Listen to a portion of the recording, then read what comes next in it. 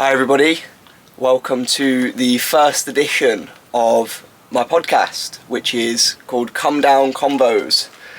And Connor, you have the great pleasure of being the very first guest. Happy to start it off. Yeah. It's crazy really, because we've only probably met in person, 3 times? If that, yeah, it's been a couple.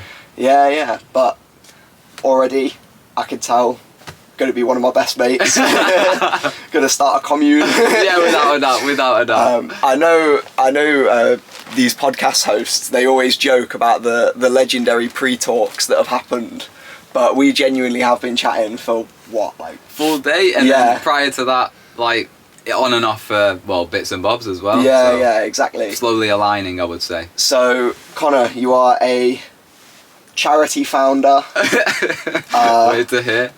Music dabbler. Psychonaut. Right, okay, so, we can take it. Yeah, I don't know, take it away, tell the people a bit about yourself. Go from there. Yeah, okay, of course. Obviously we've all got stories, so I'm going to start at the end just to save you the hassle of, I guess, hearing that side of things, and especially for yourself again. It's alright, I don't mind. In terms of kind of where I'm at now though, yes, as you mentioned, I've started a non-profit. It's very much a case of the communal living, if you like, but with the current system that's out there, I'm not suggesting completely replacing it, because I don't know if that's possible first and foremost, but more of an example of what could be and what else is kind of on offer to people out there. And what's the non-profit called, and what's it about? So it's called I Am, or I Am the CIC. CIC stands for Community Interest Company. Mm-hmm. That was part LTD, limited company type thing. Right. It has to be in the name. But yes, I Am. The reason for it being called I Am is because of what the phrase I Am represents. It's the potential, the limitless side of things, the affirmation. There's a lot that goes into it. Again, it's been a 5 to 10 year journey that's kind of brought me to that specific phrase. And when I had the idea to start a non-profit, it just made sense, because although yes, the idea of the non-for-profit is essentially bringing land for people to live on, it's in my eyes much more than that. It's also about the sort of ideology of being comfortable enough to be yourself, and that self-affirmation, especially with the world we live in at the moment, where there's different gender identities and the LGBTQ plus, with the obviously gay, straight, and however else you would like to identify. It's that self-affirmation side of things, of defining yourself and having the strength in yourself to not rely on other people to reinforce your own beliefs. It's about you being strong enough in yourself to know and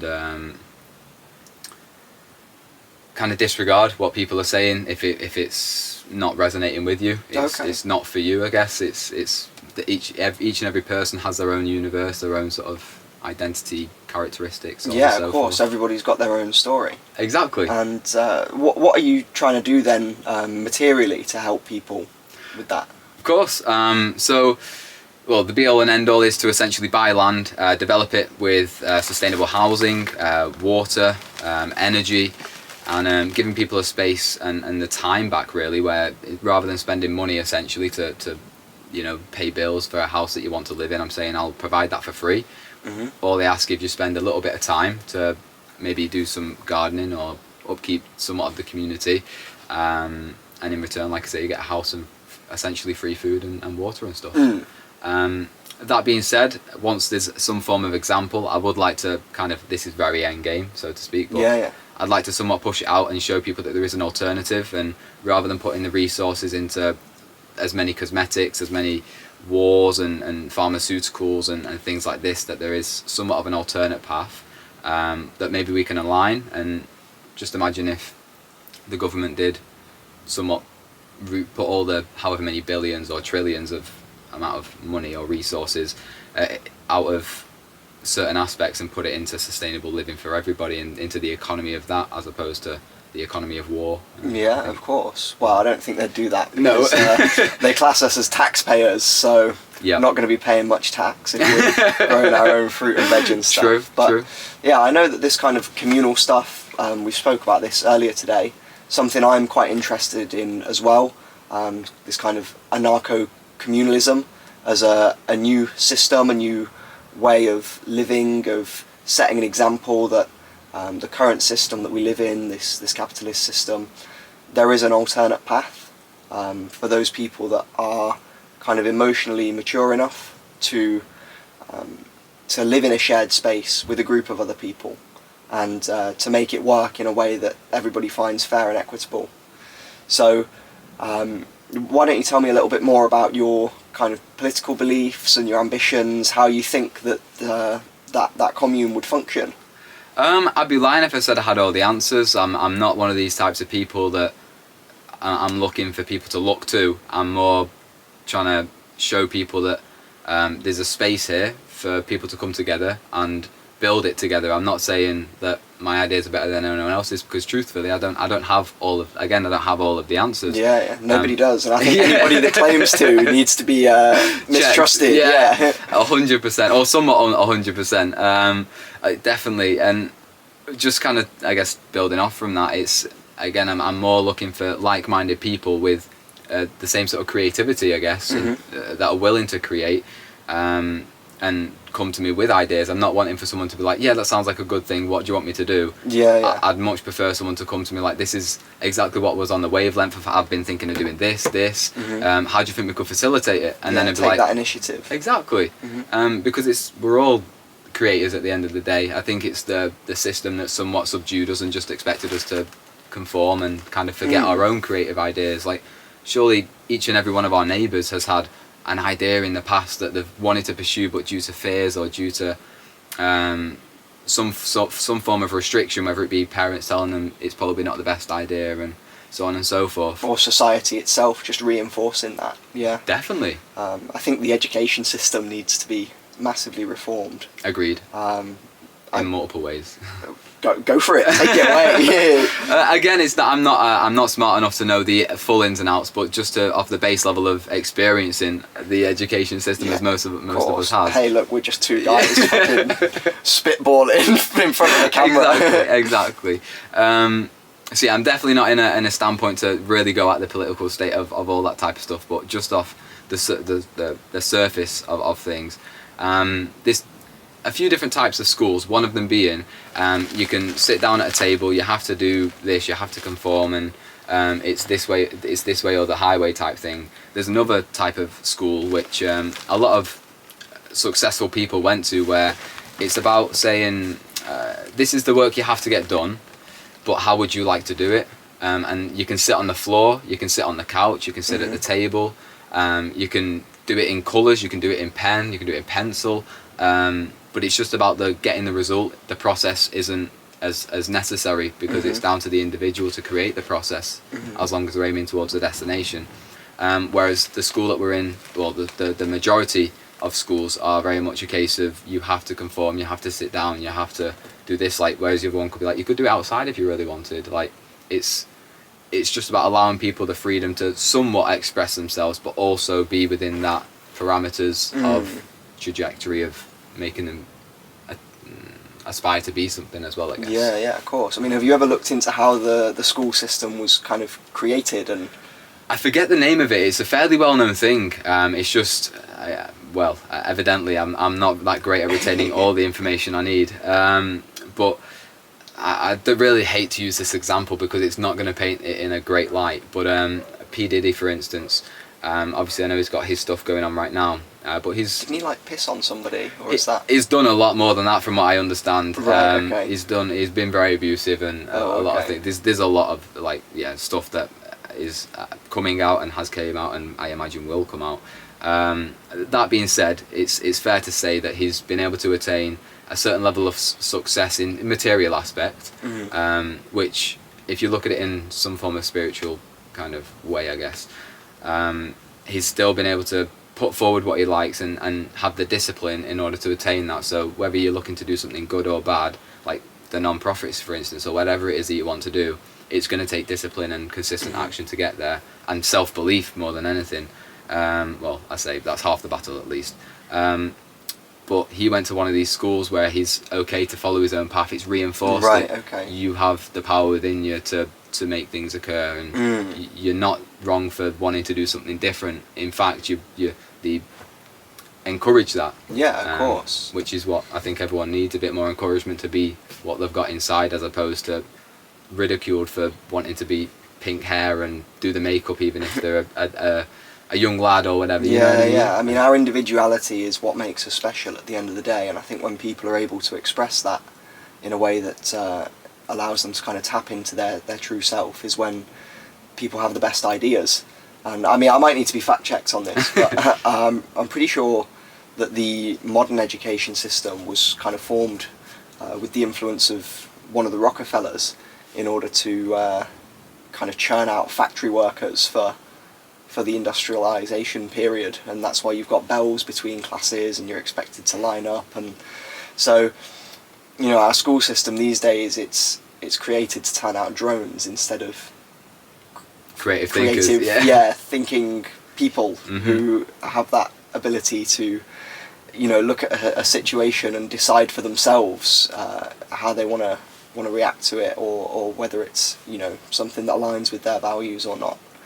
Now, you mentioned spirituality a couple minutes ago, and that is something I wanted to talk about with you. So, how would you describe yourself spiritually? I'd just say open-minded, to be fair. I think that sums it up best. Plainly because I don't believe in one strict thing. I think they somewhat paint the same picture. Don't get me wrong, as all religions do, if you really fixate on a certain aspect, you could take it to an extreme, whether it be, you know, people being right and wrong. I don't believe in definitives. It's more, like I mentioned, when we obviously weren't doing this, it's more like half-truths and everything, of course. which allow things to evolve, I guess, whereas definitives tend to restrict. It's one of the Hermetic principles, right? In the Kybalion, all truths are half-truths. Precisely. So, yeah, I think that's something that's missing from a lot of people in today's day and age, is the ability to look at a situation and see both sides to it. It seems like everybody wants things these days to be very black and white. I mean, you know, getting into controversial territory here, but stuff like the Israel-Palestine conflict, or you know, transgender issues, all of these topics that are so divisive to society these days. There's no middle ground, and any attempt to find it gets you labelled as something by either side. So yeah, absolutely. I mean, is there anything that you feel has kind of contributed to that open-mindedness at all? Yeah, one thing more than anything, and unfortunately it would be weed, 100%. Oh, really? Yeah, okay. 100%. Mainly because I've always been very energetic. Bear in mind, I've never done, like, coming from a background where drugs were always around me, whether it be my mum or other family members. And when I say drugs, I'm talking like obviously normal ones like alcohol, weed, like cocaine, ecstasy, MDMA, like the type of party drugs, shall we say. And I was always completely black and white, I would say, in terms of I will never do any of these things. Alcohol, I touched on. I ended up giving that up when I was 18. I actually went out for my 18th birthday and decided to stop drinking there and then. Oh wow, okay. Was that the first time you'd ever tried it? No, it wasn't. I actually got drunk for the first time at 13, so it's like I'd had an okay amount of drinking prior to that point. See, I was the other way around. Yeah, my 18th was the first time I'd ever drank. How it should be, arguably. Yeah, well, that's what happens when you grow up with both parents who are cops, I guess. Yeah, I didn't have that. I had the complete opposite. We've ended up in a similar place exactly as the well, same spot. Yeah, we are kind of really alike in a lot of ways. Considering how polar some parts of us are, we are unbelievably similar. So, what age were you when you started smoking weed then? I was fairly old. I say old. I was... back in my day. I was older than my friends, so like all my friends were doing it when I was, again, like 11 to like sort of 15, and I was so set on, because I've seen how it affected certain family members, I was very much like, no, I never do that. Anyway, I can't remember the exact age, but I must have been, it was definitely after 18, because it was after stopping drinking, but like 18 to 19, I would guess. Maybe even slightly older. Right. Oh no, wait, I mustn't have been, because I would already quit school. I must have been maybe 20 actually, because I was in tattooing, and I was well into I was well into tattooing, because my peers were also smoking. They were like, "Why don't you just try it? You'll love it. You love to think, you love to do these. Like, it's literally your drug." And I'm like, "Sorry guys, it's just not for me." But I'm so thankful that I found it, because it allowed me to be like calm and sit still and be okay with not pursuing things, which taught me again like the water side of the energy, as opposed to always being on with the fire. So you need the yin and the yang. I can't even express how much you need the yin and the yang. What was your first time trying it like? Oh gosh, how was it? I tell you what, actually, it was I can't remember the full time, but it was with someone a lot older than myself. I think, like I say, I think he was like maybe coming up to his 30s, and most people do it in like a spliff and stuff. I was all about doing it as clean as possible, like the papers, because again, I was very against all these types of things. Right. I wanted it to be clean, essentially. So I ended up hitting a massive Yoda bomb. Like it was unbelievable, and I carried that with me for so long, because that was the only way I would possibly do it. Right, interesting. Okay. Yeah, it was vibe. Hit me like a truck. I bet, yeah. I've only tried a bong a couple of times, but yeah, both times, fucking hell. Coughing your lungs up. Yeah, it hit hard. I was an absolute goblin the first time I tried weed. I was obviously exercising some demons. I would like alternate between laughing hysterically and crying hysterically, and it used to fucking freak the shit out of my friends. As long as it felt good. Yeah, but I mean, obviously I needed it. Yeah. Yeah, still love it to this day. I don't think it'll ever go. I do love it, don't get me wrong, but because I now need to do things in terms of I cannot function to the same degree. I can communicate, but my will to push through hurdles definitely isn't the same. Oh yeah. So for that reason alone, I now Is it focusing? Right. Sorry about that. Mild technical difficulties. I forgot to turn on the I don't charger think it's bank. on again, actually. Is it not? Just double checking. The lights aren't on. No, I mean this bit here, is that? I mean, it's charging or? No, yeah, it is working. Is it? Sorry for panicking. That's alright. Panicking Skywalker. You a big Star Wars fan? It definitely was, not anymore. I feel like Okay. they've semi-ruined it with the new outtakes, but Right, okay, definitely I've never appeared. seen it, so... That hurts a little bit, I can't lie, but How's this? I'm never going to watch it either. again, it's maybe a generational thing. I can't prejudge. Yeah, maybe, I can't maybe. prejudge, so... But anyway, we were talking, while the camera was off, about cats. Yeah, that's a good point, actually. And where we got with the Egyptian worship of cats. And I was saying that I think there's something special about cats. They're connected to the spirit realm in some way. I don't know if you know who Eckhart Tolle is, but I don't. Okay, he's a philosopher.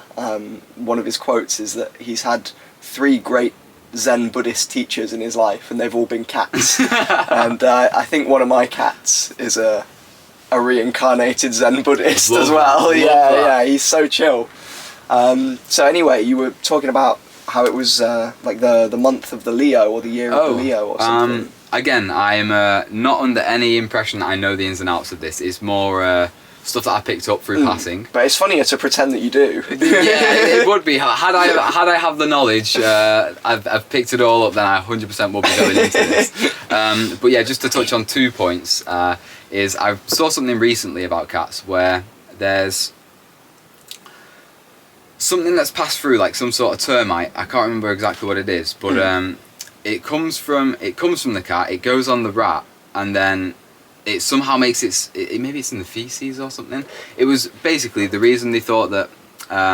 It's like a brain parasite thing. It's I think something like that. This, yeah. And it makes it's something like there's something between the cats and this parasite, and it goes kind of down the cat's food chain into our food, and kind of cycles around and kind of attracts us to the cats, so it can.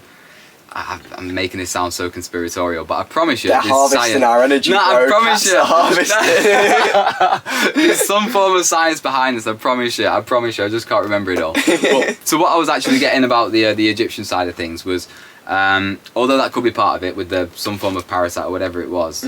Please go and Google it if anyone is listening, just to kind of see what the crack is. But they also worked with the star signs, obviously with the pyramids and stuff. It's clear that obviously they're intrigued in the stars. But there's so many conspiracy theories about the pyramids. Too many. Yeah, exactly. How they're aligned with like the Orion star system, and how they point like directly, or like they're aligned with direct north to like a 99.9% accuracy. Less than a degree out, yeah. Yeah. Also the way they're constructed, like it's not just 4 sides, it's actually 8. Yeah, I've seen that as well. Like they kind of go in a little bit like that. Yeah, concaved a little bit. Yeah. Like a tuning fork almost, like they tune into a certain have you angle. seen the theories that they're like a wireless energy generator? Yeah. What do you think to them? I believe there's merit in it for sure, because like some of the chambers, for instance, are lined in limescale, which reacts to something else that was in a chamber.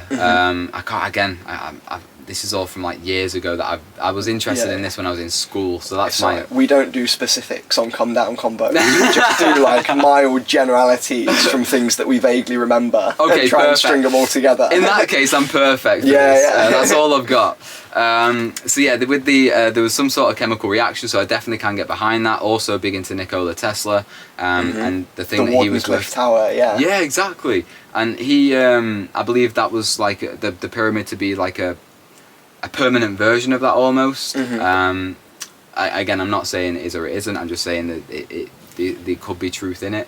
I don't believe it to be the only thing I don't believe it to be is like a burial chamber for pharaohs. That's the only thing. Well, they've never found a body in there, have they? As far as I'm aware. I've not been digging them up, but Have you seen the thing as well, how like the supposed great sarcophagus that's in there? No. It looks as though there's been some kind of explosion in that chamber, and the corner of it has been blown off, but then against like the opposite wall there's like a perfect imprint of the shape of the missing corner, and it looks like it's been blown off against the wall and hit it. Wow, okay. I don't know, it's quite interesting. That's really interesting. Yeah, and then there's the fact that there's like aquifers that run underneath the pyramids as well that would provide yes, like the I've sound heard about them vibrations recently. and stuff. Yeah, they are. I completely forgot about it going that depth. Okay, so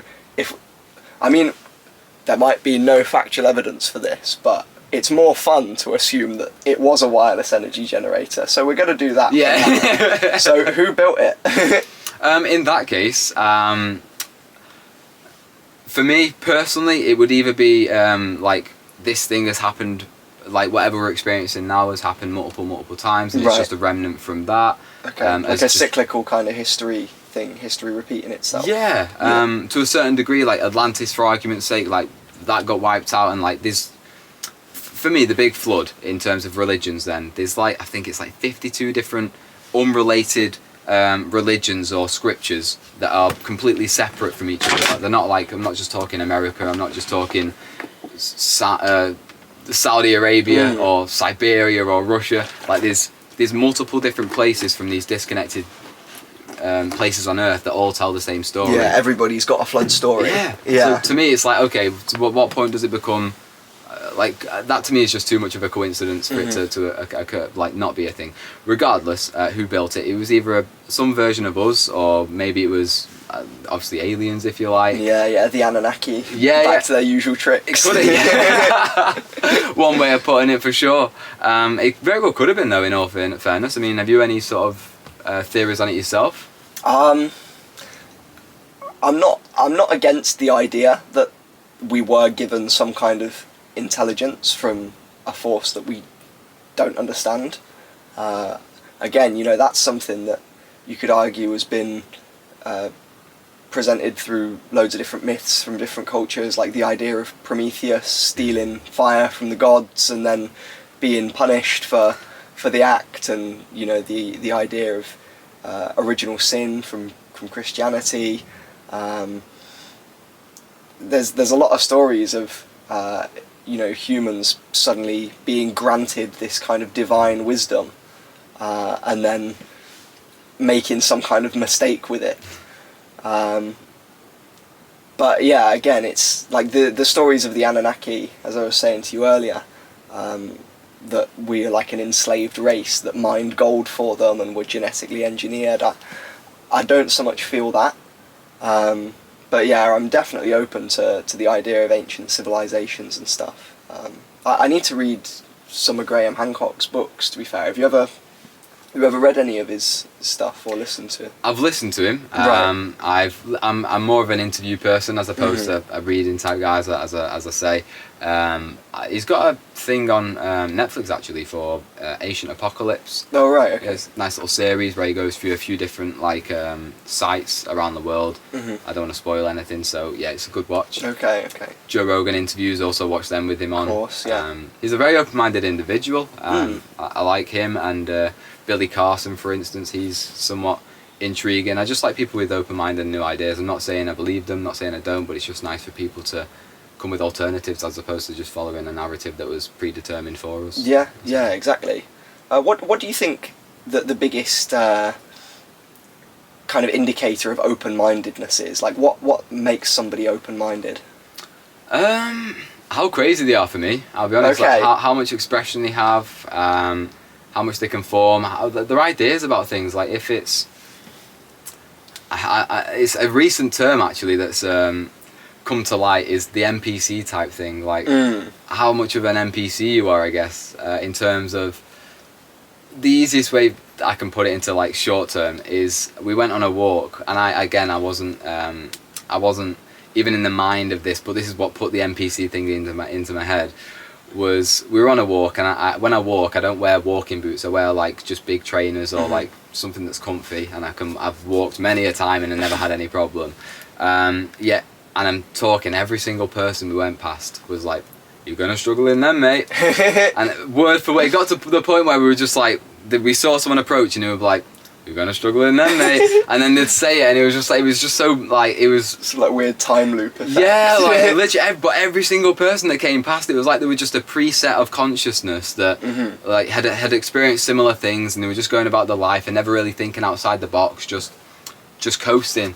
And like, because they were that type of person, they said the exact same thing. And I'm not saying they are NPCs, because I believe everyone is just as conscious as, or has the capability of being as conscious as everyone else, but due to the experiences and the predetermined ideas that they've adopted, they were conforming to this straight line as opposed to thinking about things slightly differently. And but what do you think breaks somebody out of that mould? Pushing through fear is the only way I'd put it.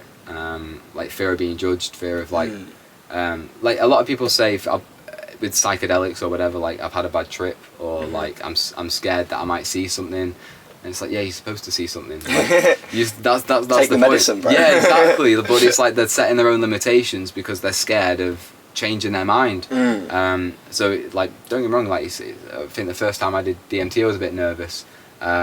Of like, what if something changes me? It's like, you're there to be changed. Like, just remind yourself, like, it's okay to like be fragmented for a little bit, because again, I think we're born with the characteristic we need, and that's childish innocence. 100%.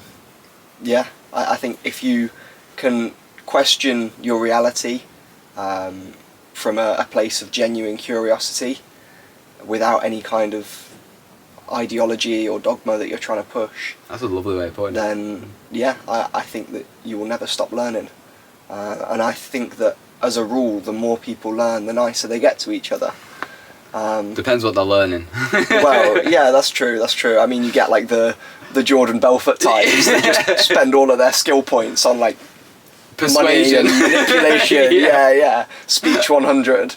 Exactly.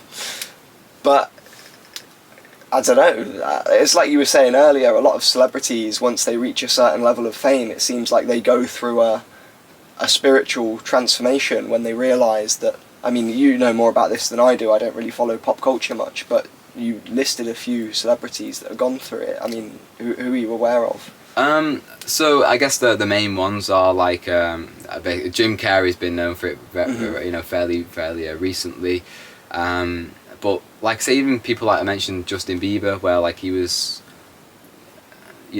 brought into this way of life, and it's at the end of the day it's definitely no one's fault because it's publicised that that's the type of life you should want. So when it knocks on the door, you're going to accept it because it's what everyone is supposed to want. Yeah, of course. I feel like a lot of stress comes from that though. People having this idea that to be happy they need the success, they need the money, they need the fast cars, they need the hot girls. Yep. It's a shame. Yeah, a lot of young people putting a lot of pressure on themselves. Yeah, it's that thing to fit in. It's natural, I guess, at the end to a certain degree. Actually, is it natural? I don't know. That's a good point. Well, I imagine it is, because human beings are social creatures at the end of the day. The need to fit in with your group, your tribe, your like going back to the hunter-gatherer days. If you didn't have a tribe, then you were vulnerable. It depends on the morals of the tribe though. Like your tribe could be, I think it's more the principle of the tribe that we're living under, because if the principles were making these types of things of self-expression okay, and you weren't ridiculed for say being a suit, for instance, like the majority would like you want to work towards X amount of money, you want to buy a house, you want a nice car, you want a nice watch, you want a hot girlfriend or boyfriend or partner, we'll put it that way. Maybe some kids, and then you get those things, then you want the next house, the next car, the next thingy. It's just like that constant progression. But that's what's put forward because again that makes the banks money, so they're obviously going to publicise that. Whereas I think if new things were publicised, as opposed to if new things were publicised in a light of we're looking for creative thinkers to progress energy conservation or energy generation in certain lights, and say on TikTok and stuff like that, like instead of people going viral for pooing on someone's face, it was I've never seen that video, just to be clear. Right. It's not my content, I promise. You see it in your saved videos. it was too specific of an example, I think. But yeah, regardless, because of like people going viral for say not very helpful things, I think if the government put a restriction on say something that's helpful, like living off the land, for instance, the only things that could go viral were helpful to people looking after themselves, as opposed to other aspects, I think. Well, have you seen what TikTok looks like in China compared to? I'm not on TikTok, to be fair. So. I mean, I'm not either, but I've seen people do comparisons between the type of content that gets shown on Chinese TikTok compared to American TikTok, and in China it's all like educational stuff. It's kids who are great at sports, like their highlights. It's like science facts, maths facts, all aimed at educating people. And then you look at TikTok in the West, and it's all just delinquent. Yeah, like people twerking and fucking making up stupid dances and bickering over shit that doesn't matter. I couldn't agree with you. Yeah, and when you see it through that lens, it gets hard to ignore the fact that it looks like it was created intentionally to divide people and to hijack attention spans and stuff. Exactly, or distract in some cases. Like if you don't want, like you mentioned before about the education system wanting workers, not like free thinkers, which you could argue Japan is definitely done in terms of promoting things about being successful in work or whatever, but at least it's stuff that helps the economy as opposed to hinders it. I mean, their economy's not doing so great. This is true. But it goes in the principle of like, if you promote... I did see something, it was one of the Asian countries where you'd ask an American what their favourite food was, or maybe it was a British person, and they'd say like chocolate of some sort. And then you asked one of the Asian countries what their favourite food was, and they'd be like, oh, broccoli. And they're like, how did you get your child to like broccoli? It's like, well, you just literally, you promote that, and you promote the benefits of it, and it's like, why wouldn't I want that? It makes me feel good in the long run. Yeah. As opposed to the chocolate that makes me feel good in the moment, but then I feel crap the day after. Or the moment after, because you may hate yourself for eating it at the end of the day, or whatever it may be. You just feel a bit, I shouldn't have eaten all that chocolate, like the cookies I ate before, you know. yeah.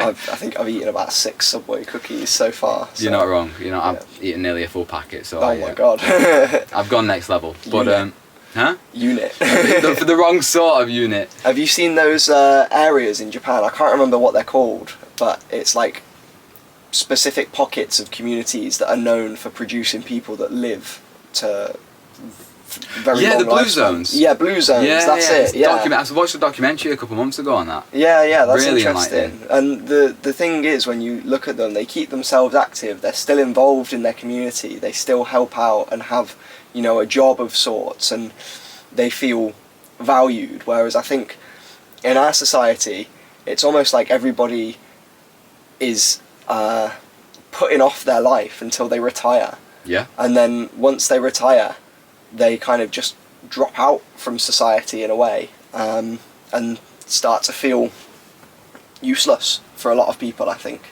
May I touch on that? Yeah, go on. That's what we're here for. Touch away. With regards to that then, I think one of the issues that we have is due to the...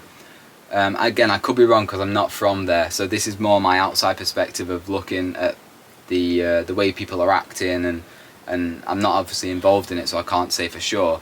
But from how it seems, from my perspective at least, is that because we're promoted to, again, want new things and that progression sort of cycle, one thing I'm going to keep saying the Asian countries because I don't have a clue whether it's China, Japan, so on, Korea. I don't know, so I wouldn't like to say the wrong country. Yeah. Be wrong. But I do know for a fact it's an Asian country. Where the heck was it going with this? I'm so sorry to cut it off. Prior to this, what we were just yapping about? We were talking about blue zones. That was it. Yeah. So because we're wanting to kind of chase things, I think we neglect because we've not attained that certain stature that is apparently happiness, success. We then feel bad for not attaining it, and then we kind of crap on ourselves because we believe in our heads we're never going to attain that. And then because we're constantly comparing, like, we should have done this, should have done that, we feel bad about what we've done. Whereas in certain Asian countries, they feel like regardless of what your role is, you become a master at that role, whether it be sushi rolling, like they'll dedicate it to be like the master sushi roll. Yeah, there's like a pride in what they do. Exactly. Like everything's a important. Constant strive for improvement there. But not in a new role, in the role that you're in. So it's like whether you're a fisherman, you become the best fisherman. Yeah. You're prideful about it, and like you're doing your family a service, you're doing the community a service, and you feel good about that because you're that important cog that makes the whole clock go. Without if you just take out one of those cogs, the clock wouldn't work. Whereas us, we feel like because we're not the hand on the clock that dictates what time it is, we're insignificant. When in actual fact the clock wouldn't work without everybody. So there's a lot of both upsides and downsides, especially to Japan. I mean, I went there, spent just under a month there.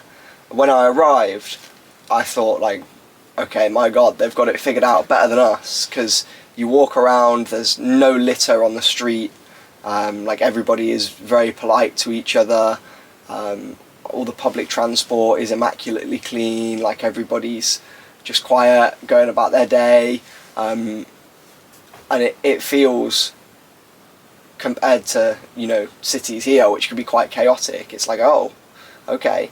But then after a while you start to realise that everybody is just like looks the same, acts the same, dresses the same, and there is this mask that everybody puts on, I guess because it's such a shame-based culture really, where if you make a mistake then you bring shame upon your family and stuff. So sure, it keeps you in line, but it suppresses a lot of your individuality. And by the end of the 3.5 weeks, even though I had a great time there, I was ready to leave because it was starting to feel like I was surrounded by robots. Yeah, I can see that actually. I'm sure that part of it was because obviously I don't really speak much Japanese, no Japanese at all. So yeah, maybe if I had, like, people would have opened up to me more, but as it was, it felt very difficult to kind of move beyond even a surface level interaction with the people who I met there. I'd argue, again, I've never been and looking from an outside angle, but I do think I hit the nail on the head, and I don't think it's because of a language barrier. I think that's because of how they are. Just from looking on the outside in, it does seem like the type of country that a lot of things are taboo, and because they're not allowed to explore those aspects of themselves, like it's done in a dark kind of shade, like say even something as simple as sex, for instance, like it might be a taboo subject, so because you're not allowed to actually naturally express and naturally discover these things, because it's like you shouldn't do that, you then start to go a slightly darker direction, and say that the hentai stuff that they put out, like I think that comes from like actually being repressed, so like instead they have to use their imagination, and then it goes places maybe it wouldn't if they actually have just expressed like a normal human primal being, you know. So yes, in terms of we wouldn't have hentai. I mean, I've never watched it, to be honest, but whether, who knows? Maybe it's not doing the world a justice, and I'm completely off the mark. But yeah, I think even in terms of the clean streets, for instance, like it's okay to be human and have a little bit of litter. Like for me, it's exactly what you said, a mask to put up. Like we're doing okay, a bit like that. Have you seen The Interview with the North Korea thing, where it's a joke film about it's got Seth Rogen in and James Franco, and they go and Kim Jong-un, I think his name is, the North Korean guy, they go and do a pretend interview, and when they're there it's like all the false people like, oh hi, like pretending to be all happy and safe, and like it looks like there's shops full of things and it's really just a cardboard cutout. Right, okay. So like make it look imagely. I mean, put up the image that it's actually doing okay, and I feel like that's somewhat what they're doing because of the pride side of things. Like we look like we're a perfectly functioning country, but to the detriment of the individual people to a certain degree. Well, they've got one of the highest suicide rates in the world. I can see why, because everything's repressed, and that's what happens when you don't have that self-expression, which I think Westernization have done very well in that sense. Like we maybe to a bit too far in some cases. Yeah, but I think that's a symptom of any successful society, right? Is a sort of slide into. I think I said this in my last video pretty much word for word. I don't want to use the word degeneracy, but it is to an extent. You know, when people have their basic needs met too easily, they get bored and start to eat away at themselves type thing. Yeah, exactly. And you know, when it used to be actually quite difficult to scrape out a living, then you didn't have much time to, I don't know, slap on the bondage gear. I don't know. No offence to any bondage enjoyers out there. It was just the first thing that popped into my head. But I get what you're saying, though. Yeah, now that survival is only like a weekly trip to a supermarket 5 minutes away, people have got a lot more free time, and I think people are a lot more nihilistic as well. 100%. You know, spirituality is definitely on the decline and has been for a while now. I think it's somewhat coming back. Yeah, I think it is actually. But yeah, definitely compared to, you know, like 100 years ago, think about the amount of people that believed in a god or a creator back then compared to now. Even so, though, with the prior sort of religions, I do think they were fairly egotistical in the sense that they expressed things, whereas now I think we're looking more at things of like, because in my eyes everything is made of energy. I struggle. I'm fairly certain it's proven. I believe it's proven, but whether it's like acknowledged. Well, I think the leading theory is string theory at the minute, and that is like the wave particle type thing. Yeah, and that it's all made up of these kind of like vibrating strings of energy and stuff. Perfect then. Yeah. Yeah. Okay. That's to me where the spirituality lies, in that energy. Yeah. And there is like a divine consciousness that created it all, and we're all a part of it, and that we're all you know, kind of experiencing ourselves here on this earth. There's like a fragment of the divine in all of us. And I mean, do you believe that we have free will? Interesting. Again, half truths. I believe we do and we don't. I think we have free will to choose. Like I have free will to sit on my bum and game all day. Yeah. Which, don't get me wrong, I'm still struggling to give up. But I also have a duty to, I believe, do the non-profit. So it's like you have the free will of whatever you want to do. You could choose to do whatever it is. But I think down to the person that you are, the decisions that you've made have already been predetermined, because the person that you are would always make those decisions. Similar to the fact that when I met every single person on that walk, they all said the same thing because they've got that preset. Yeah. They could have said anything, but we knew they were always going to say the same thing because they've got the preset, and it comes down to the fundamentals of that character. So yes, I think free will exists, but you're always going to do what you're going to do. Yeah. Unfortunately. See, I can't remember who it is. He's quite famous, and he talks about how there is no such thing as free will, because, as you said, everybody is born into a set of circumstances that they have no control over, and they kind of shape your whole personality, right? From the parents that you had, the type of upbringing, your genetic makeup. All of these things play such a huge part in your life and who you are, and yet you have no control over them at all. So it could be argued that even if you were to do it all again, you were still subject to the same experiences, and so they'd still shape you in the same way, and so you would still have the same response to them every time, which is very interesting to think about.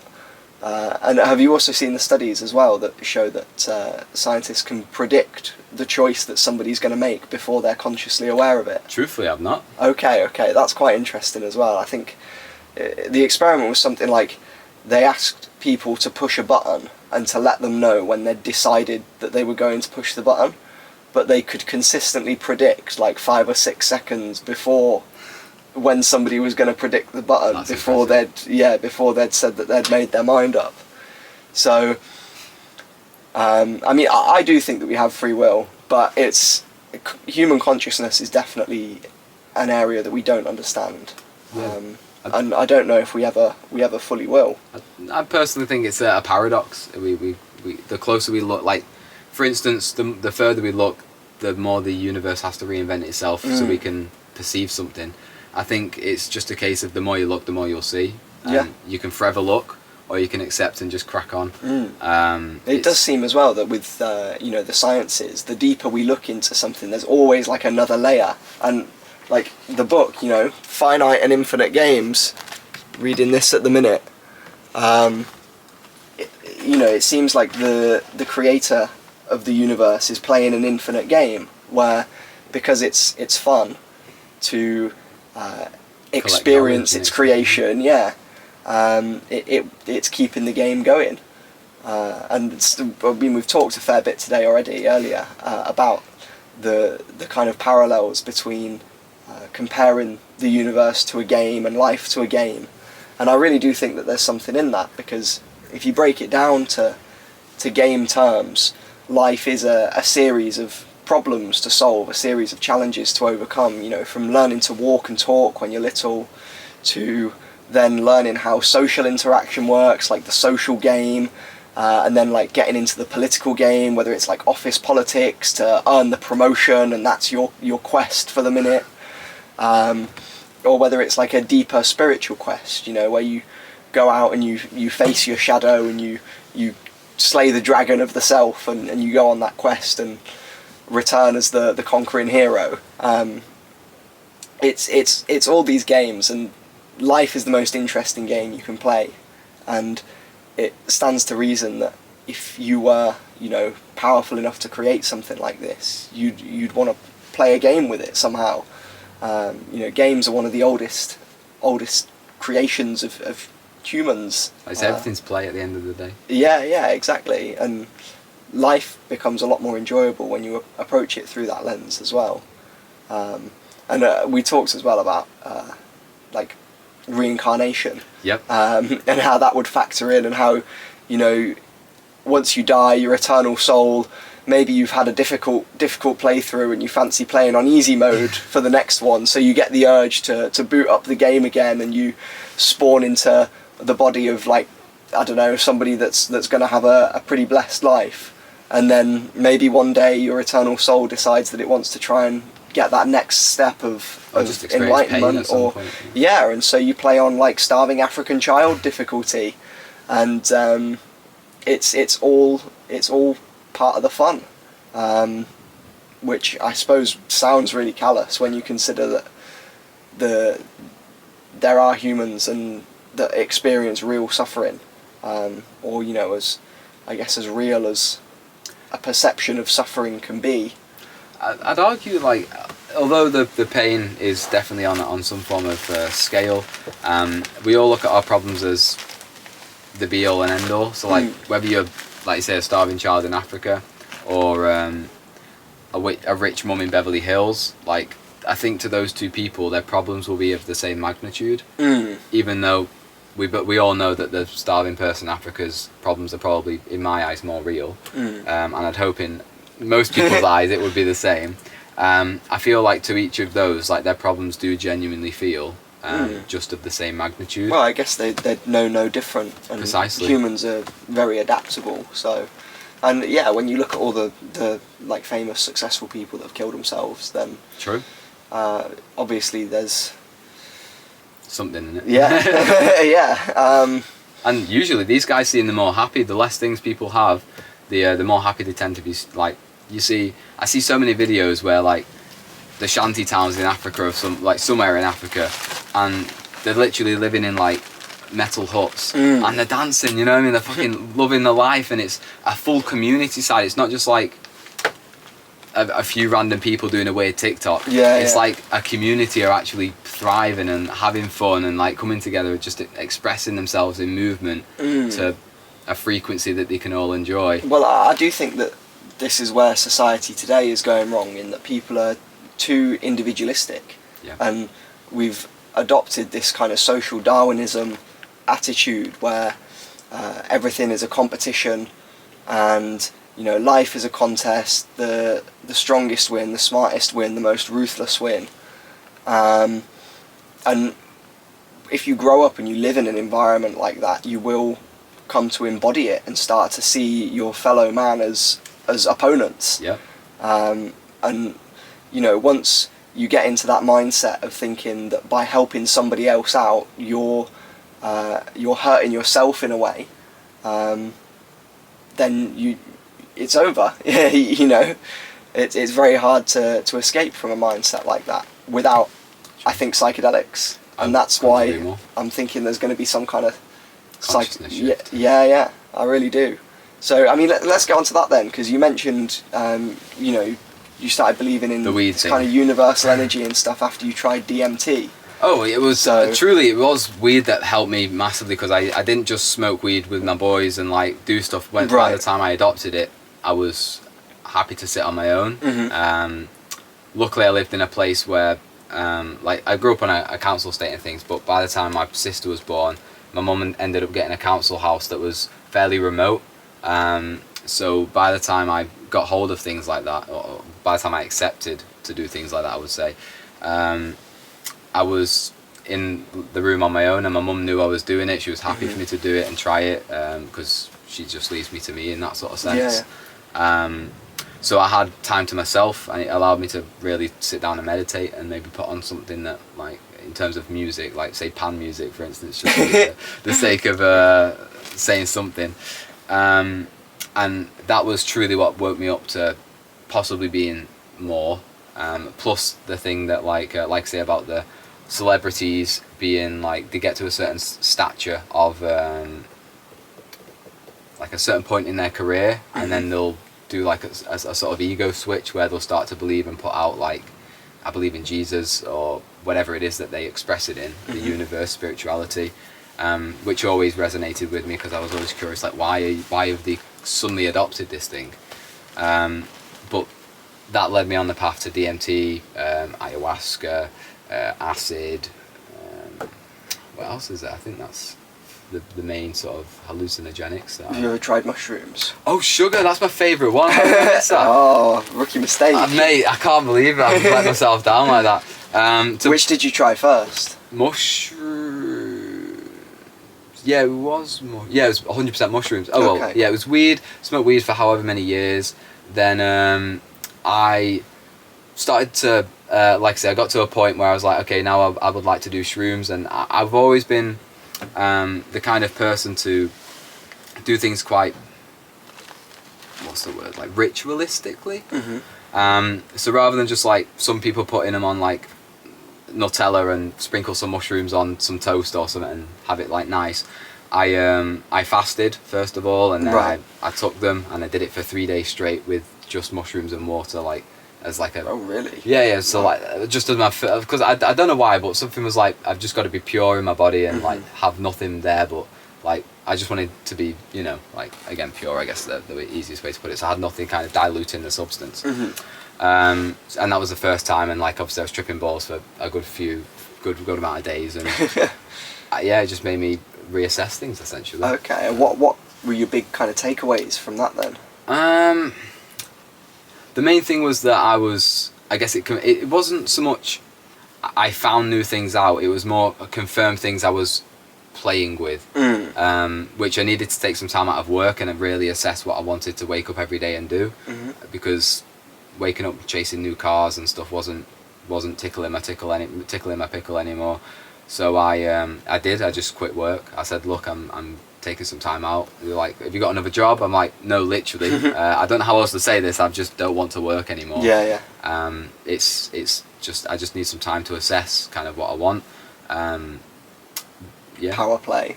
Well, I was just in a, I would say, I felt I was in a difficult place, but because it was like the point where it's like, it's either I find something, and I don't mean this in a dark way, I've had, as I mentioned, quite a bit of death in my life, so I've come to terms with the fact that I may die someday, whether that be by my own hand, whether that be by a bus hitting me, whether that be whatever it is. I've come to terms with it. So I was very much in the case of like, I find something to do, or what's the point of being here type thing. And it genuinely wasn't a negative space that I was in. It genuinely was like to find some fulfillment in things. Like, I didn't want to take part in this game. It just didn't make sense to me. Yeah, So if you're not enjoying the game, you stop playing. Exactly. And you find a new game to play.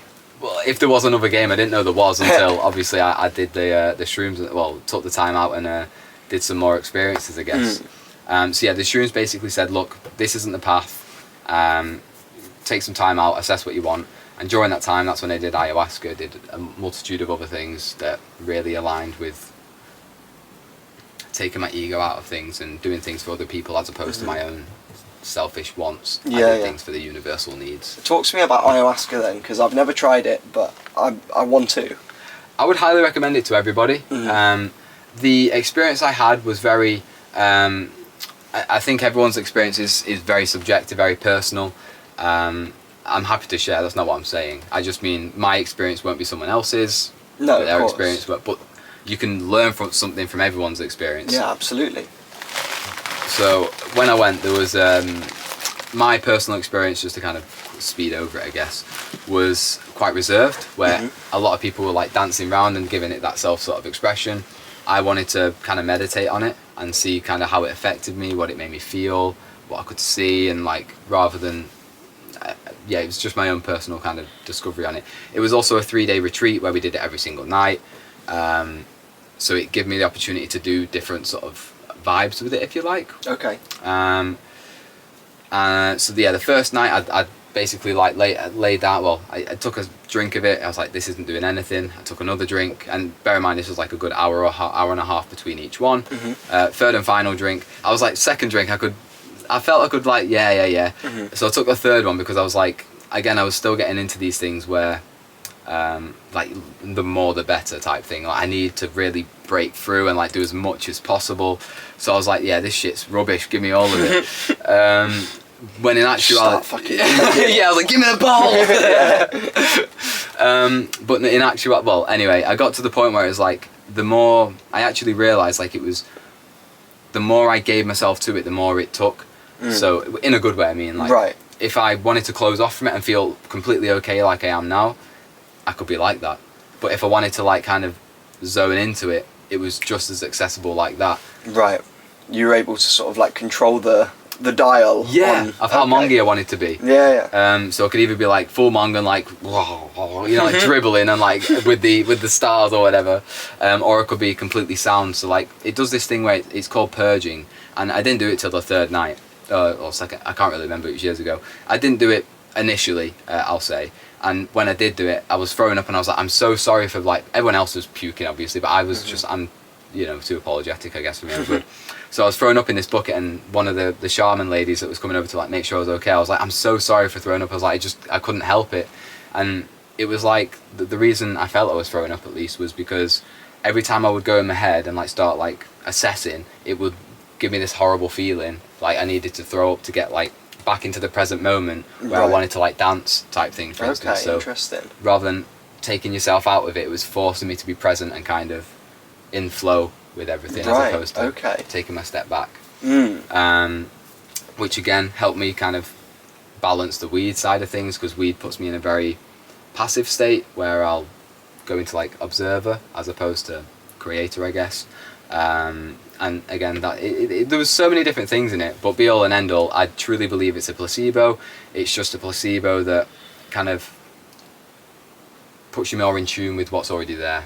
Okay. And when you say it's a placebo, like, because it wouldn't do anything if I didn't want it to. Right. Interesting. So it's like an excuse for you. Like, have you ever seen people who drink non-alcoholic non-alcoholic beer or whatever it is, but don't know it's non-alcoholic? And they start acting drunk? Yes. Right, okay. It's like that. So you go into it with the intention of having like a trippy ball time. Yeah, and learning about yourself and coming to terms with things, and you do. But how much of that is because you went into it with that intention? I see what you mean, okay. And how does that compare with other psychedelics that you've done then? Because from my experience, I definitely wouldn't say they were placebo. Like they take over. Yeah. That's what I loved about shrooms, LSD. Like it forces it upon you. Right. Okay. But I think it's like putting you into, rather than, again, I could be wrong, but this is my personal experience of how I understand it. Is when I do shrooms or DMT or LSD, it forces you to go into your imagination, whereas ayahuasca allows you to understand that it is your imagination. Right, interesting. That's how I understood it. So it showed me that I have access to whatever it is that I have access to there all of the time. I just have to sit down and close my eyes and give into it, as opposed to being like, oh, there's nothing there, and like overthinking and all that type of stuff. How much meditation have you done? Is it something that... I've done recently, going to be completely honest with you, I rarely do it. I feel like I constantly can because I know because I've done it for so much. I've sat down in the dark room for like a day before now. Like, yeah, like I've done a lot of long meditation because it allowed. That was, I think, another reason I had the experience I did on ayahuasca. Was because I've done long-term disconnects with what you can see, and then once you kind of disconnect with what you can see, you then realise that you're actually a mind inside your head that's using the eyes and its senses to understand what's going on outside of itself. So when you're in the dark room and you can't see outside of the dark room, you then realise that you are just this like thing that's kind of there, and then you again remember to play with yourself without how that sounds. Yeah, I know what you mean though. So have you ever achieved any like psychedelic moods from just meditation alone? Because I've heard that that's something that maybe it's my own egotistical side of things, but I truly think it's as accessible when you literally close your eyes. Like it's your imagination. Like it's just you're so in like. Yeah, but because you attach all of these predetermined ideas to psychedelics, whether it be gods, whether it be this, whether it be that, that's what your mind creates in order for you to start to believe what you need to believe and get you on the path that you need to be on, to accepting parts of yourself that you've rejected. Right. So it acts as a mirror, I think. Whereas if you just believe that the mirror is already there, like when you close your eyes, like it's because you don't set any limitations, there aren't any. It's the only way I can kind of explain it, but that's how it works for me. I do believe everyone's journey is obviously individual and different. Yeah, fair enough. So you mentioned like a belief in a higher higher form of consciousness, higher power, whatever label you want to attach to it. Where do you think that came from? Is that something that you've always had, or...? No, definitely not. I mean, I was always believing like ghosts and stuff. Definitely in terms of the spiritual realm, I guess. Do you have any personal ghost stories? None that I particularly remember, just more like things that I've experienced when I was younger, and my mum's like, and my family members same as me. Have been like, you said this, and I'm like, I truthfully don't remember, but I gotta tell me then. Just one that comes to mind was I used to stay at my nana's, and there was this like I don't know what you call them. Sorry, excuse me. Like a musketeer, I think, maybe almost, with like the, you know, the big hats with the feathers, and quite properly dressed in like, I don't know what type of, it wasn't a suit, but like that type of like Georgian or Edwardian style type gear, you know what I mean? And I'd be like, yo, I saw this guy last night, and my mum was like, well, she already knew about this person because my family members have seen them, but I'd never known about them. So I'd be like, oh, this person came to talk to me last night, and you know, this, that and the other. And my mum would be like, oh, no way, like, how was he? Did you feel scared? Like, this, that, and the other. Like, no, he was okay. Like, don't get me wrong, he caught me a bit off guard, and kind of put it to that way, but there was never any sort of fear or anything behind it. It was never, like, a taboo type subject. It was always open to talk about, which I think helped. But yeah, I mean, what was your specifics? Well, probably the creepiest was my dad moved over to Australia when I was 2, and then me and my mum went out to join him like 3 months later, and he'd already started renting a house, so we just moved into that house. And apparently I used to like start pointing like to various corners and shit. That'd be horrible. Yeah, just being like, "Mummy, who's that lady?" No. Which obviously she wasn't a fan of. I get that. And she'd like ask me about it, and I'd be like, yeah, there's a lady there, and whenever she'd look, she obviously couldn't see anything. And then one night, apparently she came into my room to check on me when I should have been asleep, and she found me like sat bolt upright in bed, just staring into the corner, with my eyes open, but still like asleep or in some sort of like trance-like state. And she asked me what I was looking at, and I'd said, it's the lady, she's there. And of course my mum looked and didn't see anything, and by this point she was quite freaked out. Yeah, I get why. So she went and asked the neighbours about the history of the house, and the neighbours told her that the last woman that had lived there was a school teacher who loved children and had died in the house. And like apparently the lady I'd described fit her description, and I think my mum was quite fuming at my dad because my dad had known about the history of it but not told her about it, because she like believes in all the ghosts and stuff as well, and it would have freaked her out. So I think it caused a bit of an argument between them, and we ended up moving to a different house. But I feel bad for the lady that was in the house. You just wanted to be I know, yeah, wanted some friends. Yeah, exactly. But didn't mean any harm. I don't think I've ever seen any ghosts or anything as an adult. I don't know if I believe in the whole... I don't know, like, it's such a weird one for me. The spirit realm, it's... Is it a projection of your subconscious? Is it real? Can we ever know? Yeah, I don't know, interesting questions. Yeah, very, very. I'd argue it's all of the above, in all fairness. I mean, obviously, you're a person, I'm a person, everyone else is a person. Lizards. Yeah. But in terms of the obviously the people, so to speak, there's millions of atoms in this table.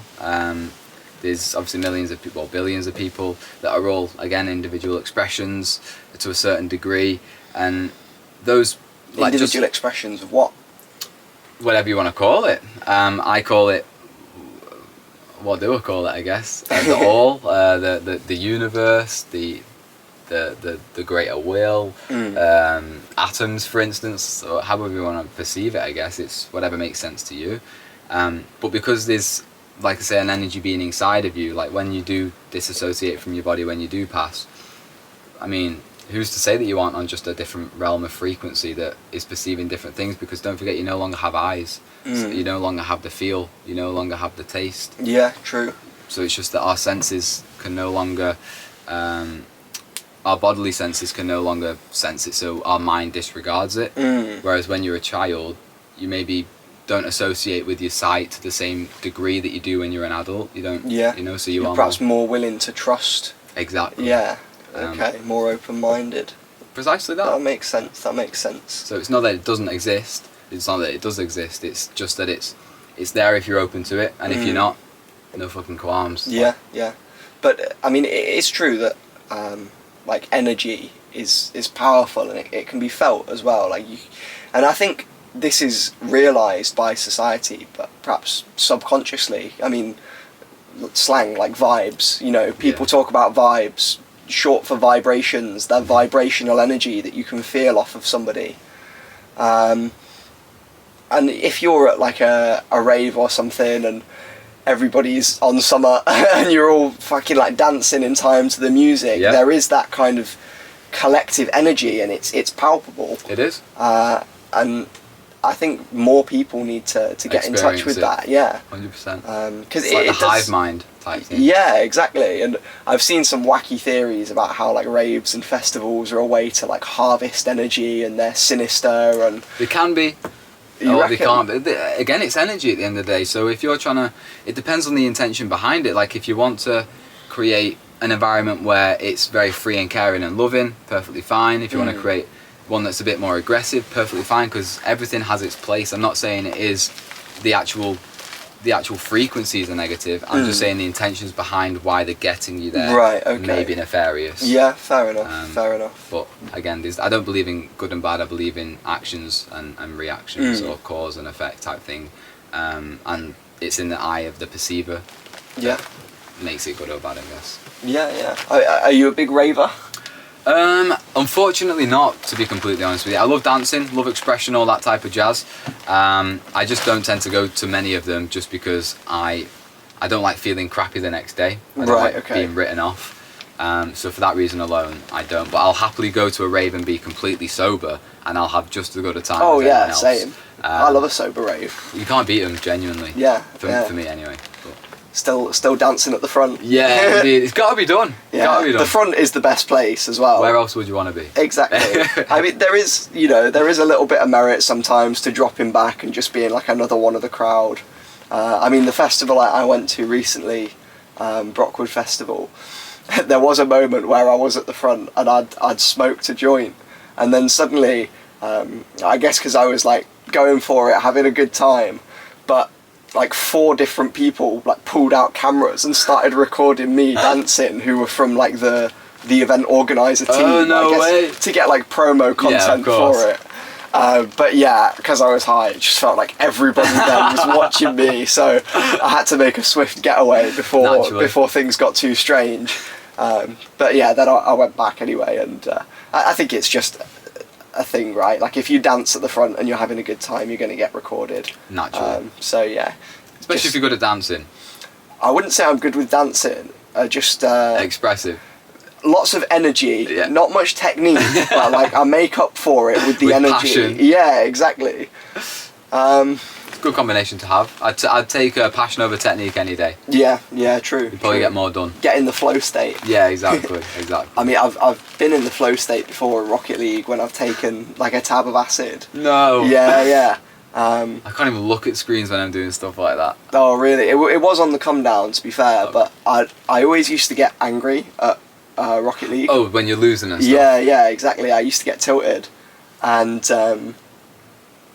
I thought, right, like I'm a fucking grown ass man now. I can't be getting angry at car football. We're gonna beat this thing, and so I just played probably 3 hours straight of like competitive 1v1, which was the game mode that would have tilted me most of all. Because you've got no one to blame but yourself. Yeah, exactly. And it like I was never angry at my opponents. It was always like anger at myself. Because I was like, fuck, you're better than that. And I saw like the beauty in the game then when I realised that it wasn't, me versus my opponents. It was me versus the actual physics of the game itself, and like becoming better than I was the game before by learning from the mistakes that you make. And it completely shifted the way that I played it. And then also it felt like I gained telepathy or something. It's like I knew what the opponent was going to do before they did it, and I was outplaying everybody. I think I went on like a 13 game win streak or something. Very impressive. Yeah. It definitely exists that sort of state as well. Oh, absolutely. I'm crap at Rocket League, I'll be honest with you. I've had similar moments like that with Elden Ring, when you kind of disassociate yourself from the outcome and just try and get the best process, I think. Yeah, you don't think about what you're doing. Your hands literally just become like the extension of your true self, and you let it like flow through you into the screen, and you forget what you've done, you're off the case. Anybody that doesn't game here, this probably sounds like the saddest thing you've ever heard. If you played sports, it's probably something similar to that. Yeah, probably. I think Rocket League's like the closest thing that you can get to a video game sport, really, in that it's designed reaction-wise for... and stuff. Yeah.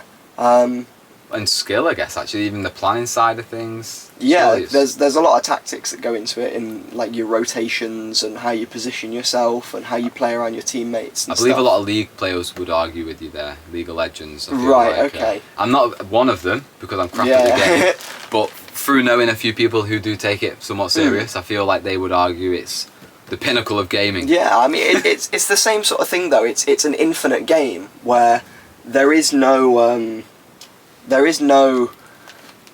finish line, really. If you start to look at the game as like, I want to be better than I was yesterday, then suddenly it doesn't matter what rank you are, or Sure. you know, whether you can beat a particular player or not, because there is always room for you to improve, and it then becomes an infinite game.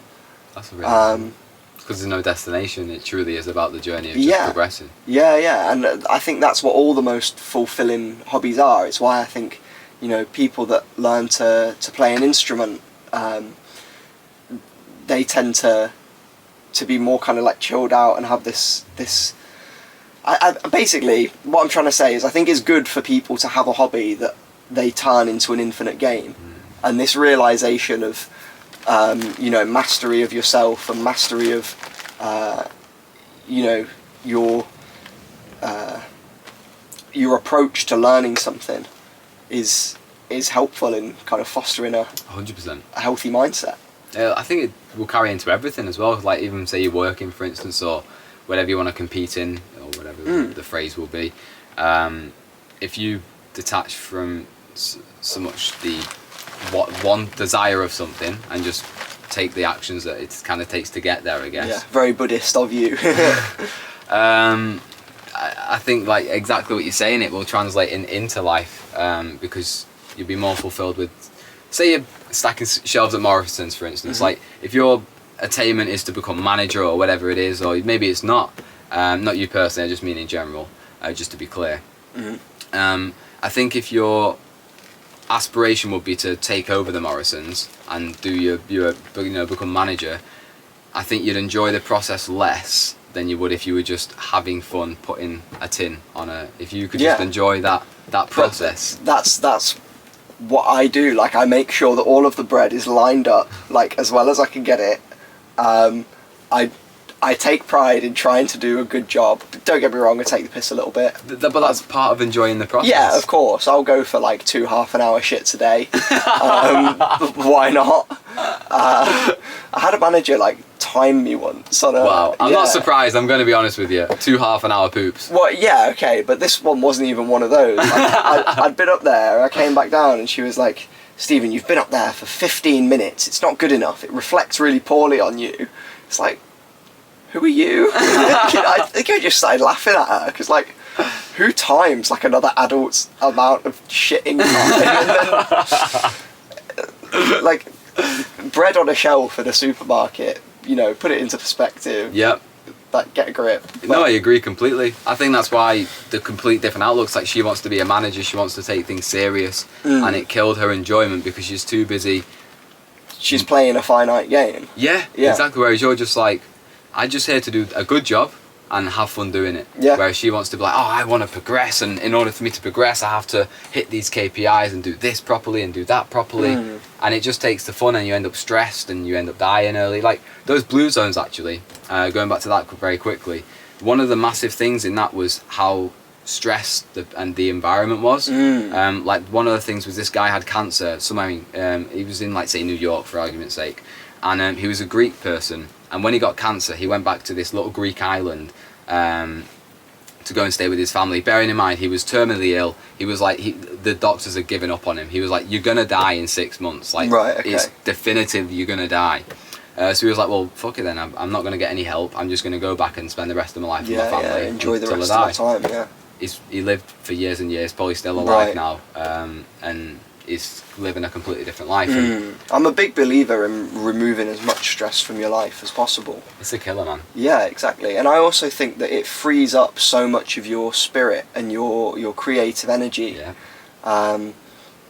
That soon you'll start to take on things that most people would consider stressful. Like, most people might probably think my schedule's kind of mad because, you know, I've got my own business, I work part-time, I've got an allotment, I've started a YouTube channel, like I'm learning Spanish, I'm learning to DJ, and a lot of people think I'm crazy for it, but I enjoy it because I've got my basic needs taken care of with no stress. So any excess energy that I have that would have been wasted on dealing with these other stressful situations, I can now channel towards these more kind of productive pursuits. And one thing I've realised recently is that happiness isn't it isn't a state of mind, it's a skill. You know, it's not something that can be obtained once and then kept forever. It's something that you've got to, like, actively work at every day. And you know, we spoke before when the cameras weren't rolling about how your entire personality really is a performance. You know, once you have that realization that you're not you as most people think of it, you're like a separate awareness that's then occupying this mech suit, and you can choose to be whoever you want to be, and being happy is part of that, even if you're not feeling it on that day when you wake up, but you go into work and you make an effort to smile at people and you have a little sing-along to the music that's on, and you just do your best anyway to spread that good energy, that positive energy. Then first of all you'll get it back, which will help recharge your batteries or whatnot, and second of all you'll probably start to enjoy yourself anyway. How can you not? Yeah, exactly. Life is fun. It really is. It's as fun as you allow it to be anyway. Yeah, yeah. You just need to, like, say, turn off from certain things and take things a little less serious, but still take the actions necessary. Just, again, you can still take action angry, or you can take actions happy or relaxed or whatever. The same action can be taken. It's just your mood and that headspace that's taken up. So, I mean, arguably, if you are relaxed and happy, your actions would be better because you're having a clearer mind about things and you're making of course, more in tune decisions. But again, I don't really know where I was going with this, but it's just, again, just detach from certain things and live a bit more free, I guess. Like you say, the characteristics that you've built up due to your experiences, whether you feel like you've had to hide parts of yourself to kind of fit in with a certain social circle, or maybe you've even forgot that you've buried that part of yourself because you've been acting so long. Just retract from all of that. It's okay to look stupid. It's okay to like, you know, be silly. That's how you gain new skills, because like a lot of social interactions, so being social is a game, right? You have to make the right amount of eye contact, you have to say the right things, you have to ask the right questions, you have to have the right body language. Like, if I just sat here like staring at the ceiling doing this at you while talking, yeah, exactly, you'd probably think I was a right weirdo. So there are rules that have been, you know, kind of set and established by society that have to be obeyed. But it's by kind of experimenting with those rules and pushing those boundaries you start to realise what you can and can't do. And yeah, you're going to look stupid at times doing that. You're going to make a fool of yourself. People are going to laugh at you. But it just means that you'll get better at styling it out in the future. No, that gives people something to laugh at. Like, it brings them together. Yeah, I love it when people feel free to be like unapologetically weird. I love an unapologetic weirdo. Okay. Yeah, okay. Just people. I wish I had the strength to do it. As I made clear before, like, that's one of the things I do commend you for being, is the authentic self. Like, regardless of who's around, like, you don't allow your surroundings to determine your actions. Like, your actions are always going to be your actions, regardless of who's there. Which I think everyone could take a piece of. And I think that people will be a lot happier if they did. Yeah, I mean, I try my best. I'm not perfect. I'd probably be naked most of the time. Like, fucking clothes. Who came up with that shit? Mate, I know. I get it. I'm free-spirited in exactly the same way, unfortunately. But like you said, there's certain norms and certain conforms that make sense, especially for, you got to think, the children's sake and all that type of jazz, yeah. True. Probably for the best. There is a primary school like right over there that I saw, so yeah. Across the road. Yeah, it'd be screwed. Do my gardening, can you imagine? yeah, fucking hell, sex offender register. Yeah, you're not allowed in, but I live 100 metres away from the school. What do you mean I can't be near one? Yeah, that'd be so... I wonder what would happen if you were like a registered pedo or something. I'd have to get a van. And then... You answered that way too quick, like I wasn't even aiming that at you. No, if you lived somewhere and then they opened a school like nearby, like you were there before the school, like, would they still make you move? Or you'd think so. Yeah, I don't know. Kind of fucked though. Like imagine you've just like grafted. They should make schools 100 metres of each house and no pedos can live around. Is this how we eliminate? Yeah, this is it. They've got to live on the sea then. They've got Yeah, we need to place a child every 50 metres, exactly. And then that way no paedophiles are legally allowed. You got to be smart. Got to be smart about these things. That's the real solution right there. Same energy as like you're homeless. Yeah, just buy a house, bro. Another good point.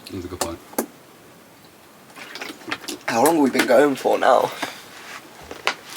Hour and a half? 2 hours? Yeah, well, it says an hour and 8 minutes now, and I think Plus we probably recorded about 20 minutes. So, what are you saying? We wrap it up here? I'm happy to. Yeah. Yes. All right. Well, thank you everybody who's tuned in for the first episode of Comedown Convos.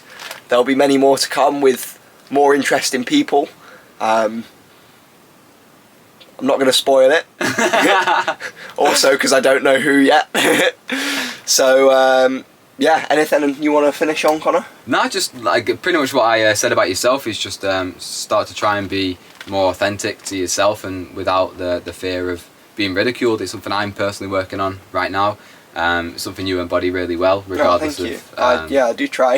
You can tell, like I say. It's one of the things that I think, like I say, society could thrive a bit more on. It's not easy though, it's not. Like, believe me, I've been to some fucking... I've thought I've gone crazy loads of times. So yeah, it's like you do have to go through some dark places to get there.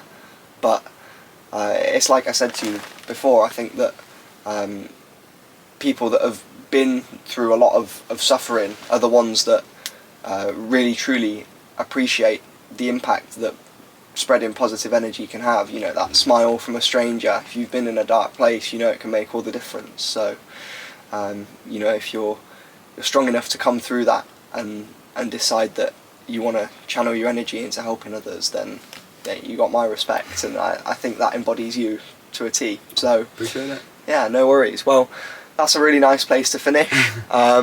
Yeah, bye everybody. Hope you have a great day. Take care all.